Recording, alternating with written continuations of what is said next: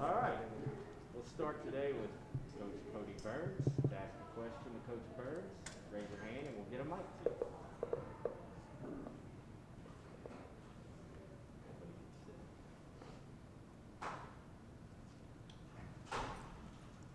We'll start with Austin. Coach, just, the move from Bayless into the slot, does he seem like he gets more and more confident, and just he seems so tough to tackle and tough to bring down on yards after contact. What kind of makes him that way? Confidence with Bayless is not an issue at all. He really does believe he's good, and he is a really good player. A veteran guy that you can move from outside to inside, like I spoke about earlier in the spring and summer as well.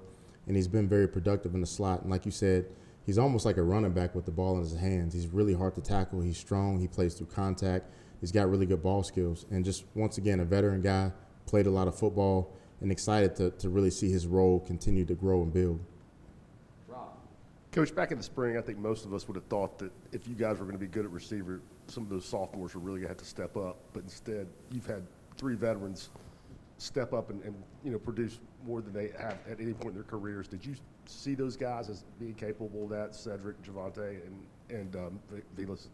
For sure. I think a lot of times you just have to have an opportunity and a chance. I think Tillman, I heard a crazy stat. I think he's been here 3 years, only had 8 receptions up until this year. And you just kind of see his growth and instill confidence in Tillman. And he was a guy that I've been talking about since the spring, that he could be a problem for defenses. Whenever you're that big, you can run, you got good ball skills. He's a good player. And I think it just came down to him getting reps, time on task in games, and he's a confident player right now. Javonte Payne, another guy that was at another school, didn't really get the opportunities that he wanted to, and now just instilling confidence in him. That's why I recruited the kid. I thought he was a good player, good ball skills, explosive, can run. He just needed that opportunity, and he has it, and he sees the moment. You see him each week. I think he scored a touchdown in the last 4 games. So he's a really good player. He's starting to improve every single week, and really excited about these veteran guys. Right in the back. Back here, Coach. In that same vein, we have not seen as much of those younger receivers the last couple of weeks. Kind of where are those guys, Jimmy Callaway and some of those young guys? And kind of what was the thinking in paring down the what looks like you pared down the reps for the wide receivers since SEC play, or since the Florida game, really? For sure. We got some talented young players that have to really grow up, and it's all about an opportunity. And when those guys get the opportunity to play, you have to capitalize. And I think you saw Jalen Hyatt do that this past game.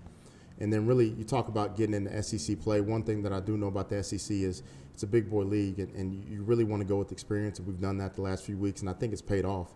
And at the same time, those young guys get a chance to still play a little bit and truly grow, and they're going to be good players. Just got to make sure you seize the opportunity when your time is called. Back to Austin. Get west. Coach, you referenced Javonte. He scored every one of those touchdowns like early in the game, and then all of a sudden it just kind of disappears. What's been the cause for that? And then, 2, with Jalen having those drops early in the year, to make the tough catch he made Saturday, how much, as a former athlete yourself, how much can that get a kid like that going when you make a really tough catch after having, maybe some, drops? Yeah, for sure. Javonte, early in games, obviously has made some big-time plays, and it just every game transpires different.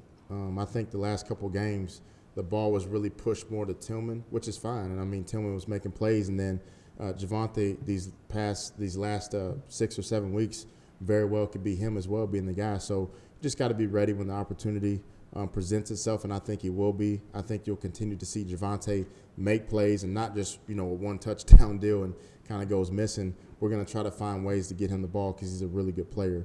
And then you talk about Jalen Hyatt. The few drops he had early in the season just really had to work on his ball skills and grip strength.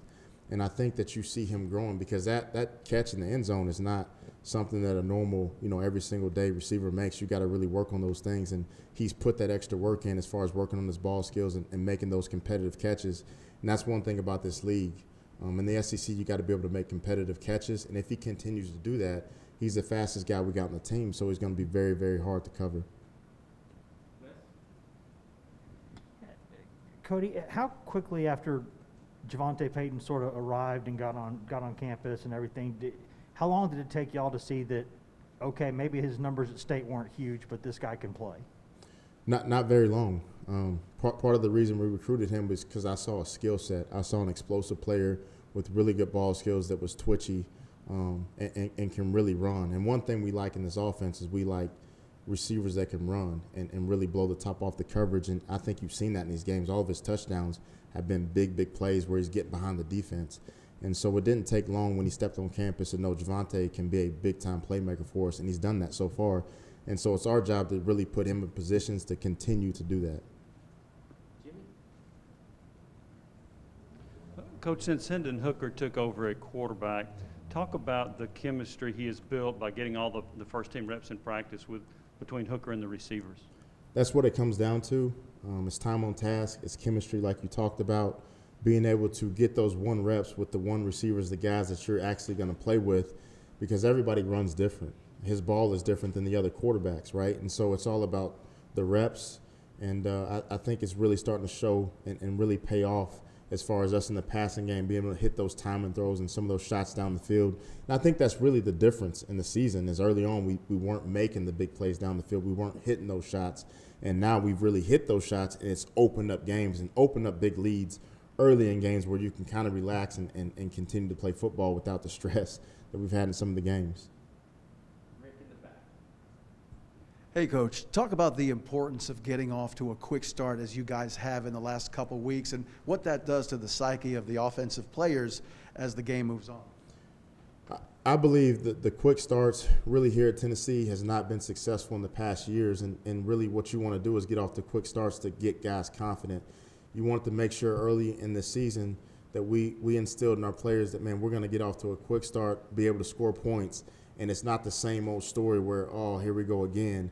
And I think we're really starting to feed off of that. The defense is off to a quick start, offense is playing, and we're really starting to put, 4 quarters together as a team, right? And I think that's what it's all about is us coming together as a team, us scoring points on offense and defense, coming up with some big-time TFLs.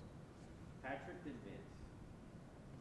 Cody, you kind of talked about the smaller rotation earlier. I don't know what the snap counts are for those top 3 guys, but obviously they're playing a lot. What does it say about their stamina level if they can play that many snaps in this offense as much running as they do? And maybe do you guys track how much they run during a game and maybe what's the furthest any one of those guys is? For sure. covered?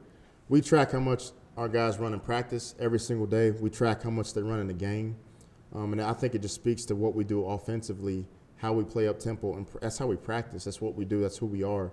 And so when you get into a game and some of those guys are getting upwards of 70, 80 reps, it's not a problem. And they get stronger as the game continues to go because that's what we do. That's who we are, and that's our identity on offense. So been very impressed with the way they've performed so far. And obviously it's a long season. We got to continue to go and stay healthy, but I think we're going to continue to get better and play better on the back end of games.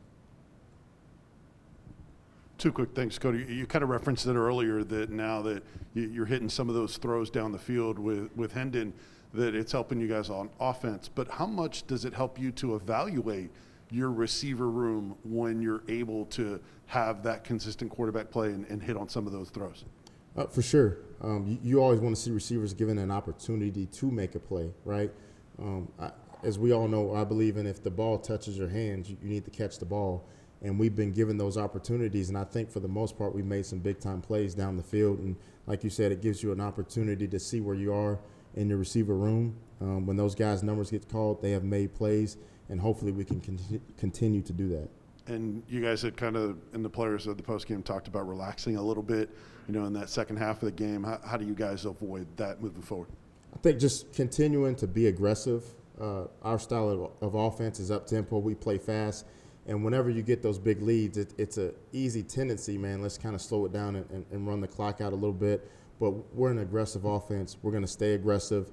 And like Coach Hype talked about, it's 1 or 2 guys on every play that can really be the difference in us continuing to move the ball in those drives. So it comes down to a lack of focus and a lack of execution in those moments, and we cannot relax to be able to push through. Last question, Ben. Cody, just when you've watched the tape and from the receivers coach vantage point, just what have you seen from Hendon and kind of how he's progressed as he's kind of taken over since Joe got hurt early? Tell you what, Hendon, phenomenal quarterback, great competitor. What I see more than anything with Hendo is the moment's not too big. He sits in the pocket, and the guy gets beat up, and he runs the ball 15, 20 times a game, and he's really the toughest guy on the field. And that's what you want to see from a quarterback, that guys have confidence in him, that when you sit in the pocket and you take hits like he does and you're still able to complete balls down the field, that's big time on his part.